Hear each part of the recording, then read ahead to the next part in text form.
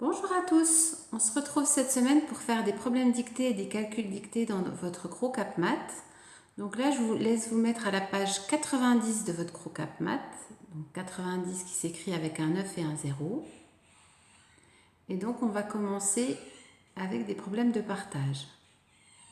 Donc là, dans un premier temps, on a 6 Lego qu'on veut partager entre Arthur et Zoé. Ils doivent en avoir autant chacun. Donc à vous de bien vous souvenir ce que ça veut dire autant. Ils doivent en avoir autant chacun. Donc dans votre fichier, vous écrivez combien chacun aura de Lego. Donc à côté d'Arthur, vous écrivez combien il aura de Lego. Et à côté de Zoé, dans la case jaune, vous écrivez également combien elle aura de Lego. Donc je rappelle que je partage 6 Lego entre les deux. Voilà. Maintenant, pour le deuxième problème, c'est tout à fait la même chose, sauf que cette fois, on va partager 10 Lego. On va en partager 10 entre Arthur et Zoé. Et ils doivent toujours en avoir autant chacun. Donc, vous écrivez à côté d'Arthur combien il aura de Lego, et vous écrivez également à côté de Zoé combien elle aura de Lego. Voilà. Donc cette fois, on va se mettre à la page 91. Donc il y a juste la page suivante qui s'écrit avec un 9 et un 1.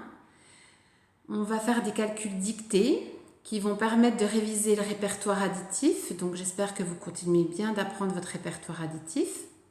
Je rappelle également que s'il y a un calcul que vous ne savez plus par cœur par rapport à votre répertoire additif, il est toujours possible de s'aider de calculs que l'on sait par cœur pour trouver le résultat d'un calcul qu'on ne sait pas. Donc n'hésitez pas à vous aider de ça pour faire les calculs dictés.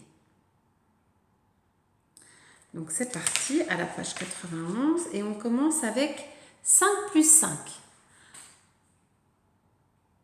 5 plus 5, donc ça c'est facile. Hein?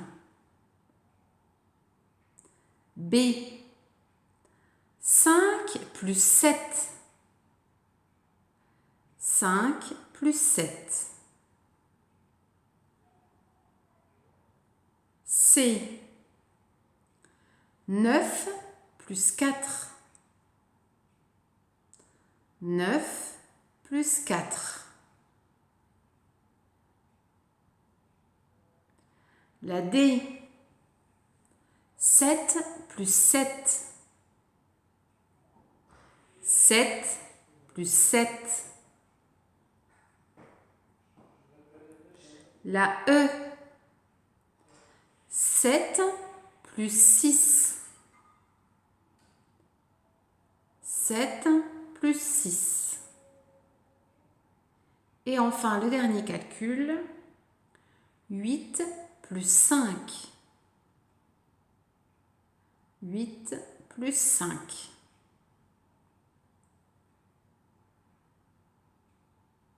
Voilà. Alors, on en a terminé pour aujourd'hui. Je voulais juste revenir sur un ou deux calculs de cet exercice. Donc là, l'exercice, le calcul A, c'était 5 plus 5, donc tout le monde sait que ça fait 10. Et le calcul suivant, c'était 5 plus 7. Donc, si on ne sait plus 5 plus 7 ce que ça fait, on peut tout à fait s'aider du 5 plus 5, puisque 5 plus 7, on a rajouté 2 au deuxième 5 qu'on avait dans 5 plus 5.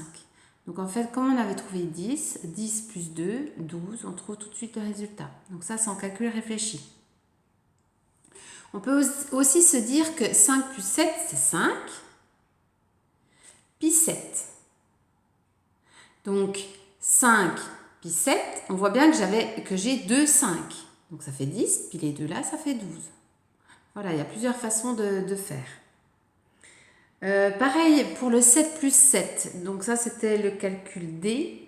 7 plus 7, ça fait 14. Donc ça, c'est un double que vous connaissez normalement tous par cœur. Et après, on avait 7 plus 6.